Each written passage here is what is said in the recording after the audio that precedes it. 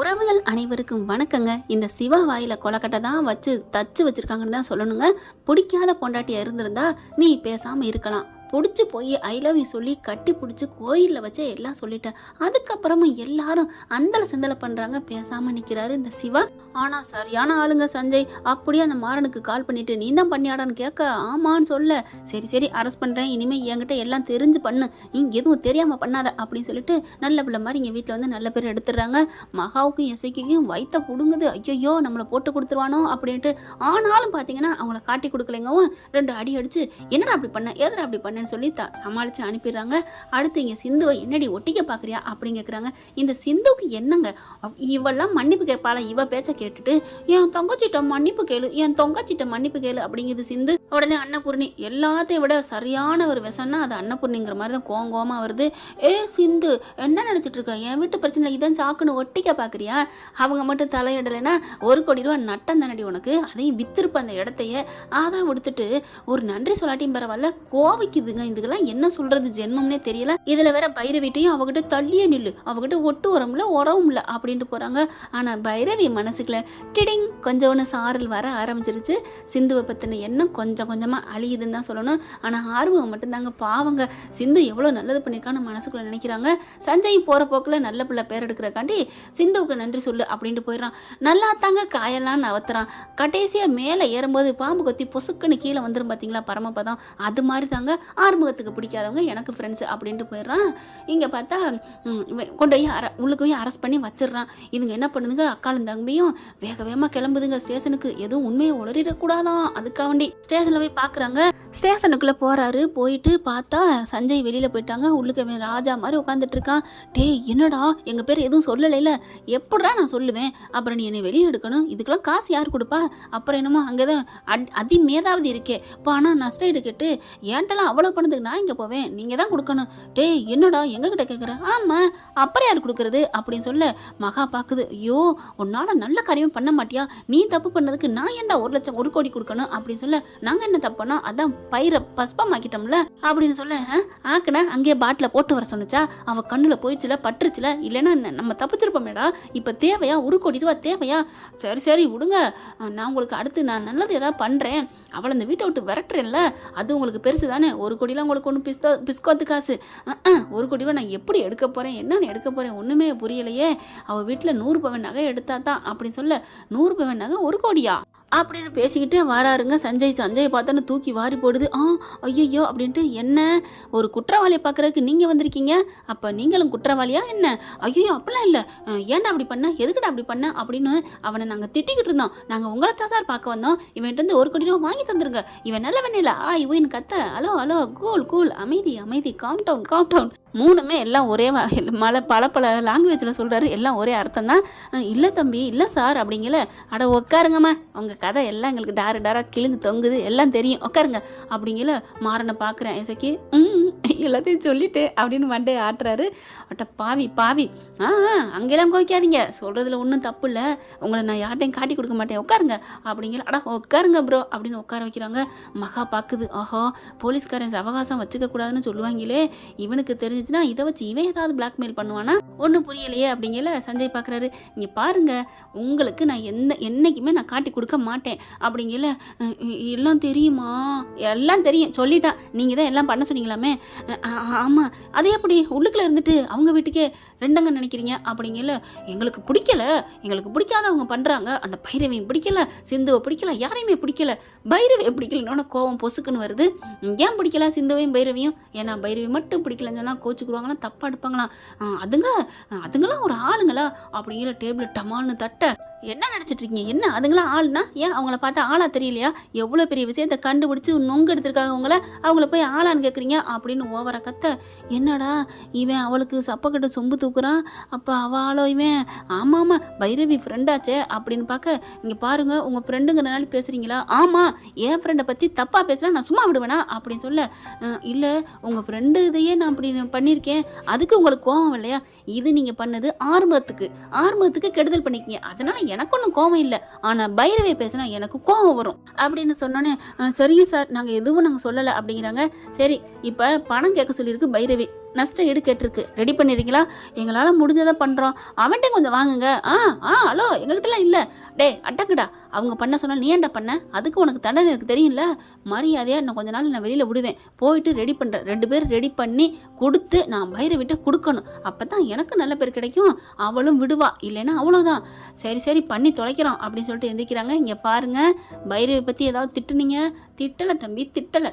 அப்புறம் அவளுக்கு ஏதாவது ஆபத்து பண்ணுனீங்க? ஒன்றும் பண்ணலை தம்பி அப்படின்னு சொல்லிட்டு வெளியில் வராங்க. ஏண்டா இவன் ஃப்ரெண்டுக்காக துடிக்கிற மாதிரி தெரியலையே, என்னக்கா சொல்கிற? இவன் அந்த பிள்ளைய லவ் பண்ணுறேன்னு நினைக்கிறேன். எப்படிக்கா சொல்கிற? ஆமாடா, அவன் மூஞ்சியில் பார்த்தா தெரியுதுடா, கண்ணில் தெரியுது காதல். இது அவனை எப்படியாவது நோண்டி வர வச்சிருக்கணும். வர வச்சிருந்தா ஏதாவது பார்த்துக்கலாம். சரி இப்போ நம்ம மேலே முழுக்க தப்பு இருக்குது. பணத்தை கொடுத்துட்டு அதுக்கப்புறம் கண்டுபிடிப்போம் அப்படின்னு சொல்லிட்டு அங்கேருந்து கிளம்புதுங்க. அதுக்கு இடையில இங்கே இது அங்கிட்டு போயிட்டு வரதுக்குள்ளே ஆர்மு என்ன பண்ணுறாரு, பைரவிட்ட போகிறாரு. ஆனால் சிவா சிந்துக்கிட்டையும் அப்படி வெளியில் சமைச்சிக்கிட்டு இருக்கு. இந்த பிள்ளை எப்போ பார்த்தாலும் வெளியில் சமைச்சிக்கிட்டு தான் இருக்கும். ஃபுஃபுன்னு ஊதிக்கிட்டு இருக்கும். சிம்பதியை கிரியேட் பண்ணுறாங்களாம். என்னமோ கொஞ்சம் இறக்கம் வருது. ஆனால் முழுசாக இன்னும் சிந்துவை மன்னிக்கவே முடியலைங்க. அது என்னன்னே தெரியல.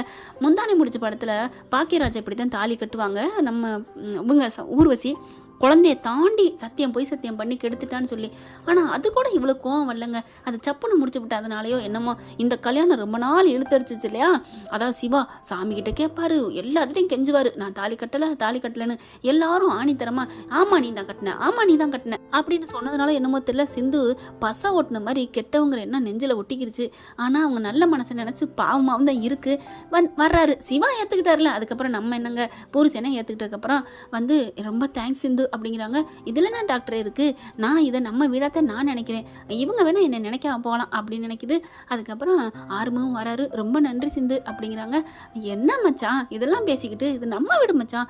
இருந்தாலும் அவன் ஃபோன் பண்ணான் சஞ்சய், 1 கோடி ரூபாய் 2 பேரும் எப்படியோ சேர்த்து தர்றாங்க, நஷ்ட ஈடா பணம் தரேன்னு இருக்கானா. அந்த 1 கோடி ரூபாய் எனக்கு வந்துட்டா எவ்வளோ நல்லது. இன்னைக்கு கடனாளியா நான் எப்படி தலையில துண்டை போட்டிருந்திருப்பேன். அதுக்கு நீ தான் காரணம், அது இல்லாமல் போறதுக்கு அப்படிங்கிற. விடு மச்சான் அப்படிங்கிறாங்க. கையை பிடிச்சி கண்ணில் ஒத்திட்டு ரொம்ப நன்றிமா. ஐயோ மச்சான் பேசுறது தெரிஞ்சா இங்கே திட்டுவாங்க அத்தைங்க, நீங்க போங்க அப்படின்னு சொல்லி விரட்டுறாங்க. அதுக்கப்புறம் ஆர்வம் போயிடுறாரு. அப்படியே பைரவி அப்படியே நிற்கிதுங்க. வர மனசு வரல, அப்படியே வீட்டுக்குள்ள போயிடுது. ஆர்வமும் பார்க்குறாரு. அடி பாவி கல் நெஞ்சி ராதைக்கு வர்றா, ஆனாலும் மனசு இறங்கி வருதான்னு பாரு அப்படின்னு பின்னாடியே போறாரு. ரூமுக்குள்ள போய் உட்காந்துருது கட்டில். இவரும் பின்னாடி போயிட்டு பைரவி உன்கிட்ட ஒன்று சொல்லணும் அப்படின்னு அவர் சொல்ல. என்ன சொல்லணும்? அவ பாவம் நமக்கு எவ்வளோ செஞ்சிருக்கா அதுதானே சொல்ல போற? இல்லை பைரவி, நான் அது சொல்ல வரல அப்படின்னு சொல்ல. என்னது அது சொல்ல வரலையா அப்படிங்கல. ஆமா, நான் ஏன் அதை உன்கிட்ட சொல்லணும்? உனக்கு தான் அவளை பிடிக்காதே, அதனால அவளை மன்னி அவகிட்ட போய் பேசு, கெஞ்சு, மன்னிப்பு கேளு, இல்லை நன்றி சொல்லு. இதெல்லாம் நான் எதுவும் சொல்ல மாட்டேன், எதுவும் உன்கிட்ட சொல்ல மாட்டேன். அப்புறம் அதுக்கு ஏன்ட்ட வந்த அப்படின்னு கேட்க, ஏன் வந்தேன்னு உனக்கே தெரியும், அதுக்குள்ளதான் கேட்ட போட்ட, என்னை சொல்ல வந்த வாயை திருப்பி விட்டுட்ட அப்படின்னு மனசில் நினச்சிட்டு, ஒன்றும் இல்லை சிந்து இல்லைன்னா இன்னைக்கு 1 கோடி ரூபாய்க்கு நான் நட்டப்பட்டு நின்றுப்பேன். அதனால அது எனக்கு சிந்துவை பொறுத்த வரைக்கும் நான் அவளுக்கு நன்றி கடன் பட்டிருக்கேன், அதைத்தான் சொல்ல வந்தேன். உன்னையும் நன்றி சொல்லலாம் சொல்லலை அப்படின்ட்டு கிளம்புறாரு. அப்படியே சிவா வராங்க. பைரவி ஆர்மு வேணா உங்ககிட்ட கோச்சிட்டு ஏதோ பயத்தில் பேசாமல் போகலாம், ஆனால் நான் சொல்கிறேன் சிந்து மட்டும் இல்லைன்னா இன்னைக்கு என்ன ஆயிருக்கும், இன்னைக்கு உனக்கு எவ்வளோ பெரிய கெட்ட பேர் வந்திருக்கும், அதுலேருந்து அவள் நீக்கியிருக்கா, நீ அதை கொஞ்சமாவது கன்சிடர் பண்ணு அப்படின்ட்டு போயிடுறாரு. அப்படியே மண்டையை போட்டு பிச்சுக்கிறாங்க. வீட்டில் பார்க்குறாங்க யாரும் இல்லை. அண்ணன் குருணி நல்லா தூங்கிட்டு இருக்கு. வெளியில் வராங்க. அக்காட்ட போய் பேசுவோமா அப்படின்னு நினைக்கிறாங்க. ஆனால் பயமாக இருக்குது. எப்படி சொல்கிறது? பயங்கிறத விட அவங்களுக்கு ஈகோ தடுக்குதுங்க. என்ன சொல்கிறது ஏது சொல்கிறேன்னு தெரியாமல் தவிக்கிறாங்க. அப்படியே மறுபடியும் உள்ளர போயிடுறாங்க. திரும்பி பார்க்குறாங்க. பைரவி வந்த மாதிரி இருக்கேன்னு சிந்துவுக்கு தெரியுது. ஆனால் கண்டுக்கவே இல்லை. அதுக்கு பார்த்தீங்கன்னா மறுபடியும் மனசு மாறி கேட்க வரையில் மகாவும் எசகியும் வந்துடுறாங்க. ஐயோன்னு போயிடுறாங்க. பயப்பட தேவையில்லை, இருந்தாலும் ஒரு பயம். அடுத்து பார்த்தா 1 கோடி ரூபா ரெடி பண்ணணுமேனு இங்கேது ஆளாக பறக்குதுங்க. நைட்டு வந்துடுது. சிந்து போய் படுத்துருக்குதுங்க. படுக்கையில் என்ன பண்ணுறாங்க, பைரவி மெல்ல எந்திரிக்கிறாங்க. ஆர்வமும் கவனிக்கிறாரு. நம்ம ஆள் எங்கே போகிறா அப்படின்னு மெல்ல எந்திரிச்சு வராரு. பார்த்தா சிந்து ரூமுக்கு போகுது. போயிட்டு காலை பிடிக்குது. காலை பிடிச்சோன்னே யாரு அப்படின்னு எந்திரிக்க பைரவி அப்படியே டக்குன்னு வாயை பொத்துறாங்க. ஏன்னா சத்தம் போட தெரிந்தாங்க இல்லையா. பைரவி அப்படின்னு சொல்ல சிந்து அப்படின்னு சொல்லிட்டு கட்டிக்கிறாங்க 2 பேரும். எவ்வளோ பெரிய இக்கட்டான சூழ்நிலை என்னை காப்பாற்றிருக்க, இல்லைன்னா என் பேர் குற்றம்னா போயிருந்திருக்கும், என் பேரும் கெட்டு போயிருக்கும், 1 கோடி ரூபாய் கடனாளி ஆயிருப்போம், என்னென்ன ஆயிருந்திருக்கும். அதை விட அவன் கெட்டவங்கிறத நிரூபிச்சுட்டேன். நான் போராடினேன் அந்த இடத்த விற்கக்கூடாதுன்னு, அதுவும் போயிருக்கும், இடத்தையும் வித்திருப்பாங்க. இந்த மகாத்தை என்னை மட்டம் தட்டியே கொண்டிருக்கும். ஆனால் எல்லாத்தையும் நீ காப்பாத்திட்ட. சாரி சிந்து, ரொம்ப நன்றி சிந்து ஐயோ பைரவி, இதெல்லாம் நான் யாரோ எப்படிலாம் நினச்சி செய்யலை. என் தங்கச்சி யார்கிட்டையும் தலை குனியக்கூடாது, அதுக்காகத்தான் நான் பண்ணேன். ஏன் பைரவி, அதெல்லாம் நீ கையெடு, நான் எனக்கு செய்கிறதுக்கு எல்லா உரிமை இருக்குது அப்படின்னு சொல்ல, என்னை உரிமை இல்லைன்னு நினைக்கிறியா? ஐயோ சிந்து அப்படிலாம் இல்லை அப்படின்னு சொல்ல, சரி நான் கிளம்புறேன், நீ போ, யாராவது பார்த்துட்டா தப்பாக போயிடும் அப்படின்னு சொல்லிட்டு இங்கிட்டு திரும்புகிறாங்க. அப்படியே தூக்கி போட்டது பகீருங்குது. ஆறுமுகம் அப்படியே தலையை சொரிஞ்சிட்டு தலையை குனிகிறாரு. என்ன ஹலோ ஹலோ அப்படிங்கிற அது அப்படின்னு பைரவி இங்கிட்டே திரும்புகிறாங்க. ஹலோ மேடம் எச்சிச்மி அப்படின்னு சொல்ல, என்ன இந்நேரத்தில் ஒரு பொண்ணு ரூமுக்கு உனக்கு என்ன வேலை அப்படின்னு சொல்ல, ஓ ஒரு எதிரி ரூமுக்கு உனக்கு என்ன வேலை அப்படிங்கல. யார் எதிரி? அவன் என் அக்கா. நேற்று வரைக்கும் ஒருத்தவங்க சொல்லிட்டு இருந்தாங்க. சூ அப்படின்னு நான் விரட்டுற அளவுக்கு வச்சுக்காத. என்ன விரட்டுற? ஆமாம், மானஸ்தின்னு ஒருத்தி இருந்தில்ல, என் அக்கா எதிரி, என் அக்கா இல்லைன்னு அதைத்தான் சொல்கிறேன். அது அப்படித்தான், அது போன வாரம். ஓ இது இந்த வாரமா அப்படிங்கிறாரு. ஏண்டி இந்த ஈகோ? கூட பிறந்தது என்னைக்கு இருந்தாலும் விட்டு போகாதடி. பிறப்புங்கிறது அது ஆண்டவனா கொடுத்த வரண்டி. இனிமேல் நீங்கள் 2 பேரும் ஒன்றா பிறக்க போறீங்களா என்ன? ஏன் பைரவி, நான் தான் சொன்னேன்ல, நான் சொல்லி உடனே மன்னிப்பு கேட்டால் அவனுக்கு ஈகோ தடுக்குது. அதெல்லாம் ஒன்றும் இல்லை, அவன் நியாயம்னு தெரிஞ்சிச்சு அவள் பண்ணது, அதனால நான் நன்றி சொல்ல வந்தேன். எதுக்கு? நள்ளிரவில் நன்றி சொல்லுவியா? நல்லா இருக்கே டைட்டில், நள்ளிரவில் நன்றி சொன்னால் என் பைங்கிலி அப்படின்னு. நல்லா இருக்கே, படம் எடுக்கலாமா? நீ படம் எடு, என்னமோ பண்ணு, நான் போகிறேன் அப்படின்னு போகிறாங்க. அப்படியே சிரிக்கிறாரு. மச்சான் பைரவி ரொம்ப ஓட்டுறீங்க. இல்லைம்மா, அது அவளை ஓட்டுறதும் அவள் என்னை அடிக்கிறது கூட சூப்பராக இருக்கும் தெரியுமா? என்னது பைரவி அடிக்கிறாளா? என்ன மச்சான் சொல்கிறீங்க? அட ஏன் கேட்குற சிந்து, அவள் என்னை போட்டு நச்சு எடுப்பா தெரியுமா? என் முதுகெல்லாம் பாரு, சட்டையை கழட்டிட்டு பார்த்தீங்கன்னா தடமாக இருக்கும். ஐயோ அந்தளவுக்கு அடிக்கிறாளா? நாளைக்கு வச்சுக்கிறேன் அப்படிங்களா? அதெல்லாம் ஒன்றும் செய்ய வேணாம் சிந்து. ஏன்? அவள் அடிச்சுட்டு அதுக்கப்புறம் அவளே மருந்து உத்தரம் கொடுப்பா. அது எவ்வளோ கிக்காக இருக்கும் தெரியுமா? அவள் என்னை விரட்டுறதும் அடிக்கிறதும், அதெல்லாம் அது ஒரு ரகம். நீப்போ அப்படின்னு சொல்லிட்டு இங்கிட்டு திரும்புறாரு. அப்படியே நிற்கிது பைரவி. இவர் தூக்கி போட்டுறாரு. அவருக்கு திக்குங்குது. என்ன பைரவி, நீ இங்கே தான் நிற்கிறியா? என்னது நான் உங்களை அடிக்கிறேனா அப்படின்னு காதை பிடிச்சி திருக. பாத்தியாவ சிந்து, பாரு உன் கண்ணு முன்னால அடிக்கிறா. நான் அடிச்சேனா காதை திருகுறேன், வாடி உள்ளுக்குள்ள அப்படின்னு 2 பேரும் கையை பிடிச்சி இழுத்துட்டு போறாங்க ரூமுக்குள்ள. என்ன ஃப்ரெண்ட், இப்படி போனா நல்லா தண்டுக்கும். பார்க்கலாம். இந்த வீடியோ உங்களுக்கு பிடிச்சிருந்தா தயவு செய்து லைக் பண்ணுங்க. இன்னும் அப்டேட்ஸ்க்காக சேனலை சப்ஸ்கிரைப் பண்ண மறக்காதீங்க. நம்ம கிட்ட இருக்க எல்லா சேனல்ஸோட லேட்டஸ்ட் வீடியோ அப்டேட்ஸ்க்காக மேல ரைட் சைடுல காட்டுற லிங்கை கிளிக் பண்ணி வாட்ஸ்அப் குரூப்ல ஜாயின் பண்ணுங்க. உங்களிடம் விடைபெறுவது நான் உங்கள் மெஹர்.